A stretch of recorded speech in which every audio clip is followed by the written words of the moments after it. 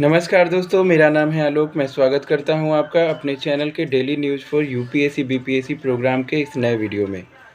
आज के इस वीडियो में हम बात करेंगे एक बहुत चर्चित मुद्दा यूसीसी यूनिफॉर्म सिविल कोड यानी समान नागरिक संहिता। तो आज के इस वीडियो में हम समान नागरिक संहिता से जुड़े हर उन पहलुओं, हर उन मुद्दों पर विस्तार पूर्वक चर्चा करेंगे जो हमारे प्रीलिम्स या मेंस पॉइंट ऑफ व्यू से इम्पोर्टेंस हो सकते हैं। तो वीडियो में जाने से पहले आप इस चैनल को लाइक और सब्सक्राइब करिए और बात करते हैं सबसे पहले हम वीडियो की रूपरेखा क्या होगी। सबसे पहले हम बात करेंगे कि यूसीसी क्या है और इससे संबंधित प्रमुख संवैधानिक प्रावधान क्या क्या हैं। इसके बाद बात करेंगे कि यूसीसी की पृष्ठभूमि क्या है और इसका एक संक्षिप्त इतिहास क्या रहा है। फिर हम बात करेंगे कि आखिर चर्चे में क्यों रहा है यूसीसी और उत्तराखंड का यूसीसी विधेयक 2024 जिसमें क्या क्या बदलाव किए गए हैं वहाँ के पर्सनल लॉ में।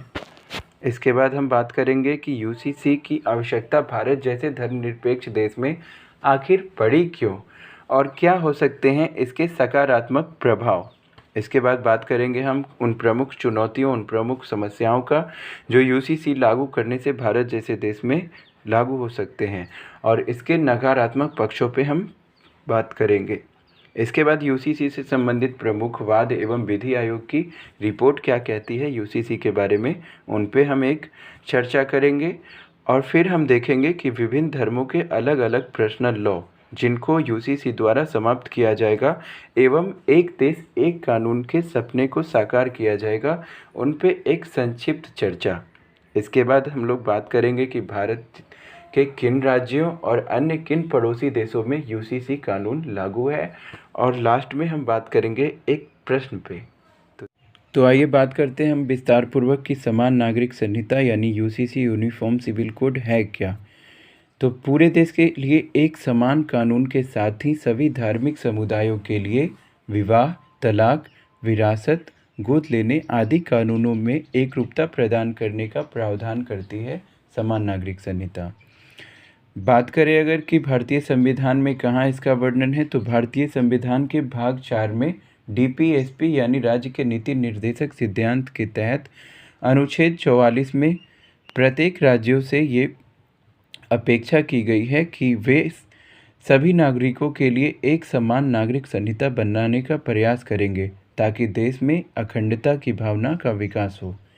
लेकिन समस्या की बात तो यह है कि 1946 में संविधान सभा के गठन से लेकर आज तक इस विषय पे विवाद बना हुआ है। ऐसे में अगर बात कर ले कि यूसीसी की पृष्ठभूमि या भारत में इसका एक संक्षिप्त इतिहास क्या है, तो भारत में यूसीसी का बीजारोपण औपनिवेशिक भारत यानी अंग्रेज़ों के टाइम में ही 1835 में ब्रिटिश सरकार द्वारा एक रिपोर्ट जारी की गई थी। उसमें अपराधों, सबूतों और अनुबंधों से संबंधित भारतीय कानून के संहिताकरण में एकरूपता लाने पर जोर दिया गया था। हालांकि बाद में अक्टूबर 1840 में लेक्स लोकी रिपोर्ट ने सुझाव दिया कि हिंदू और मुसलमान के व्यक्तिगत कानूनों को संहिताकरण से बाहर रखा जाना चाहिए क्योंकि उस टाइम एक सांप्रदायिकता का मुद्दा बन सकता था। हालांकि बाद में संविधान निर्माण के समय भी इसके हर पहलुओं पर चर्चा किया गया और इसे संविधान के भाग 4 के डीपीएसपी यानी राज्य के नीति निर्देशक सिद्धांत में अनुच्छेद 44 के माध्यम से शामिल कर दिया गया और राज्यों से अपेक्षा की गई कि सभी नागरिकों के लिए एक समान नागरिक संहिता बनाने का प्रयास करेंगे। अब बात कर ले अगर कि क्यों है ये चर्चे में हालिया खबर इससे जुड़ी हुई क्या थी, तो पिछले 9 मार्च 2024 को उत्तराखंड विधानसभा ने अपने सदन में बहुमत के साथ समान नागरिक संहिता विधेयक 2024 को पारित किया है। ऐसे में पारित विधेयक राज्यपाल के बाद राष्ट्रपति की अनुमोदन मिलते ही कानून में बदल जाएगा और इस कानून को स्वीकृति मिलते ही उत्तराखंड भारत का पहला राज्य बन जाएगा जहां इस कानून को लागू किया जाएगा। हालांकि गोवा में यूसीसी लागू है, लेकिन ये पुर्तगाली शासन से ही लागू है, न कि भारत सरकार ने इसे बनाया है। ऐसे में उत्तराखंड भारत का पहला राज्य बन जाएगा जो संविधान निर्माताओं के समान नागरिक संहिता के लिए जो स्वप्न देखे गए थे उनको धरातल पर उतारने का प्रयास करेगा। अगर बात करें तो इससे पहले भी दिसंबर 2022 में ये चर्चे में रहा था जब भारतीय संसद ने समान नागरिक संहिता विधेयक 2020 पारित किया था, लेकिन विपक्ष के विरोध के बाद राज्यसभा सभापति ने विधेयक पे मत विभाजन का आह्वान किया, जिसमें विधेयक के पक्ष में 63 वोट और विपक्ष में मात्र 23 वोट पड़े थे। अगस्त 2023 में भी केरल विधानसभा में यूसीसी के खिलाफ प्रस्ताव पारित किया गया था और वहां के मुख्यमंत्री ने जोर दिया था कि इसे लागू करने से पहले सभी पक्षों पर ध्यान देना चाहिए, क्योंकि देश की एकता को खतरा हो सकता है। ऐसा उन्होंने ऐतिहासिक बहसों का हवाला देते हुए कहा था कि इस तरह के बदलावों को इतनी आसानी से नहीं लागू करना चाहिए, बल्कि सभी विशेषज्ञों और अलग अलग धार्मिक समुदायों की राय लेना भी अति आवश्यक है। इसके बाद बात करें हम तो उत्तराखंड का यूसीसी विधेयक 2024, इसमें क्या क्या होंगे महत्वपूर्ण बदलाव, उन पे अगर गौर फरमाया जाए तो सबसे पहला अगर विवाह को लेकर बात करें तो विवाह पुरुष और महिला के बीच ही मान्य होगा। इसके अलावे विवाह के समय वर की कोई भी जीवित पत्नी नहीं होनी चाहिए और ना ही वधू की कोई जीवित पति हो। इसके अलावे पुरुष का न्यूनतम आयु 21 वर्ष और महिला की न्यूनतम आयु 18 वर्ष पार होनी चाहिए। अलग अलग धर्म के लोग अपनी धार्मिक प्रक्रिया से विवाह कर सकते हैं, लेकिन विवाह के बावजूद विवाह का पंजीकरण कराना अनिवार्य होगा। लेकिन पंजीकरण न कराने की स्थिति में ये विवाह अवैध घोषित नहीं किया जाएगा। तलाक को लेकर अगर कानूनों की बात करें तो बिना न्यायालय की सहमति के मान्य नहीं होगा और विवाह के 1 साल के अंदर तलाक की याचिका पर प्रतिबंध होगा। इसके अलावे असाधारण मामलों में तलाक लिया जा सकता है और किसी व्यक्ति की प्रथा, रूढ़ी और परंपरा से तलाक अमान्य होगा। प्रथा, रूढ़ी और परंपरा कहने से तात्पर्य पहले होता ये था कि मुस्लिम धर्म में अगर बात करें तो 3 तलाक जैसी प्रथाएं थी, 3 बार तलाक तलाक तलाक बोल दिया और तलाक हो गया। ऐसे में मुस्लिम माताओं बहनों को बहुत ज़्यादा समस्या का सामना करना पड़ता था और इन सभी चीज़ों को ध्यान में रखते हुए उत्तराखंड सरकार ने इस विधेयक में प्रथा, रूढ़ी और परंपरा से तलाक को अमान्य घोषित कर दिया है। अब अगर बात करें तो अगला है लिव इन रिलेशनशिप में रहने वालों के लिए। लिव इन रिलेशनशिप में रहने वाले लोगों को इसके बारे में जिले के रजिस्ट्रार के सामने घोषणा करनी होगी कि वे लिव इन रिलेशनशिप में रह रहे हैं। इसके अलावा दोनों पक्षों के माता पिता को पहले ही जानकारी देनी होगी। इस दौरान अगर उन्हें कोई बच्चा पैदा होता है तो उस बच्चे को वैध घोषित किया जाएगा और अवयस्क, पहले से शादीशुदा एवं बलपूर्वक रह रहे लोगों का लिव इन रिलेशनशिप अमान्य होगा। इसके अलावा बात करें जो लोग भी इस कानून का पालन नहीं करेंगे उनके लिए 3 माह की सज़ा एवं 10,000 तक का जुर्माना का प्रावधान किया गया है। अब अगर बात करें तो यूसीसी के सकारात्मक प्रभाव क्या पड़ेंगे और आखिर भारत जैसे धर्मनिरपेक्ष देश में इसकी आवश्यकता पड़ रही है, उन पे अगर बात करें तो इसमें पहला होगा भारत एक धर्मनिरपेक्ष देश है जहां देश की एकता एवं अखंडता बनाए रखने के लिए जहां सरकार अभी भी एक 1 nation 1 ration card, 1 nation 1 election जैसे पहलों को चला रही है, तो ऐसे में एक देश एक कानून क्यों नहीं होना चाहिए।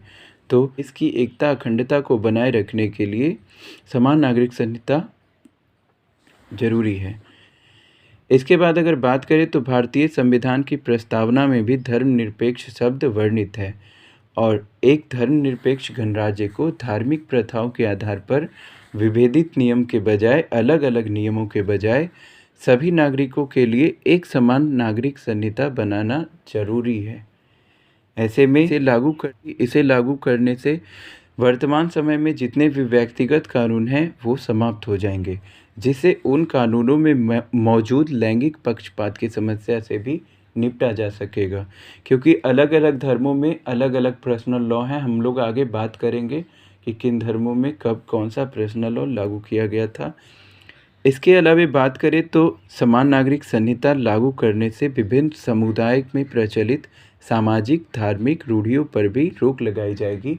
जो अलग अलग धर्मों में अलग अलग नियम कानून है, जैसे मुस्लिम धर्म में है हलाला 3 तलाक जैसी प्रथा, हिंदू धर्म में भी कई प्रथाएं हैं, उन पे रोक लगाई जाएंगी। जैसे गोद प्रथा, दत्तक पुत्र वाला जो प्रथा था, या उत्तराधिकार। इसके अलावा समान नागरिक संहिता का उद्देश्य महिलाओं और धार्मिक अल्पसंख्यकों सहित संवेदनशील वर्गों को सामाजिक सुरक्षा प्रदान करना है। इससे देश में राष्ट्रवादी भावनाओं को भी बल मिलेगा। इसके अलावा ये संहिता विवाह, विरासत, उत्तराधिकार समेत विभिन्न मुद्दों से संबंधित जो कॉम्प्लेक्स और जटिल कानून हैं उनको आसान बनाएगी। इसके परिणाम स्वरूप क्या होगा कि समान नागरिक संहिता कानून सभी नागरिकों पर लागू होगी, चाहे वे किसी भी धर्म में विश्वास रखते हो। लेकिन ये जितना कहना आसान है उतना ही करना मुश्किल है, खासकर भारत जैसे विशाल देश में जहाँ इतनी विभिन्नताएं हैं, चाहे भाषा को लेके, रहन सहन को लेके, रीति रिवाज को लेके। तो ऐसे में इतने विभिन्नताओं से भरे इस देश में इस संहिताओं को लागू करना अपने आप में एक चुनौती है। तो अगर बात करें भारत में यूसीसी को लागू करने में कुछ प्रमुख समस्याओं और क्या इसके नकारात्मक प्रभाव पड़ेंगे उन पे, तो पहला तो कि सामाजिक, धार्मिक और सांस्कृतिक विविधता जो भारत की विशेष पहचान है उसका खंडन होगा। चूँकि भारत में सामाजिक, धार्मिक और सांस्कृतिक दृष्टि से विविधता है, अतः इस तरह की संहिता बनाने से ये खंडित हो सकती है। इसके अलावे सांप्रदायिकता की राजनीति को भी बढ़ावा मिलेगा। कई विशेषज्ञों का ये मत है कि समान नागरिक संहिता की मांग केवल सांप्रदायिकता की राजनीति के संदर्भ में की जाती है और समाज का एक बड़ा वर्ग सामाजिक सुधार की आड़ में इसे बहुसंख्यकवाद के रूप में भी देखता है। इसके अलावा बात करें तो कई संवैधानिक बाधा भी हैं इसको लागू करने में, क्योंकि यह कानून अगर लागू होता है तो भारतीय संविधान का जो अनुच्छेद 25 से 28 में प्रत्येक व्यक्ति को धार्मिक स्वतंत्रता का अधिकार दिया गया है, जिसके तहत व्यक्ति किसी भी धर्म को मानने और प्रचार प्रसार करने के लिए स्वतंत्र होगा, इसके विरुद्ध होगा। इसके अलावा भारतीय संविधान के अनुच्छेद 14 में निहित समानता की अवधारणा या अनुच्छेद 29 की बात करें तो उसके भी विरुद्ध होगा। भारत में सभी को मौलिक अधिकार प्राप्त हैं, जिसे वे सदियों पुरानी परंपराओं, स्रोतों और रीति रिवाजों, इसके अलावा सामाजिक धार्मिक नियमों का पालन करने की छूट प्रदान करते हैं। ऐसे में ऐसा कानून जो बाधा पहुंचा सकती है। अगर बात कर ले अगले पॉइंट पे कि इससे संबंधित प्रमुख वाद और विधि आयोग का क्या कहना है, तो इससे संबंधित प्रमुख वाद जो सबसे ज़्यादा चर्चे का विषय बना था वो है शाह बानो वाद 1985। इसके अलावा सरला मुदगल केस 1995, पाउलो काटिनो बनाम मारिया लुइजा वेलेंटीना परेरा 2019। इन सभी वादों में यूसीसी को लागू करने की सिफारिश की गई है। वहीं दूसरी ओर अगर भारतीय विधि आयोग की बात करें तो इसने अपने 2018 की रिपोर्ट में इसे देश के सद्भावना के प्रतिकूल बताया था कि इसे अभी लागू नहीं करना चाहिए।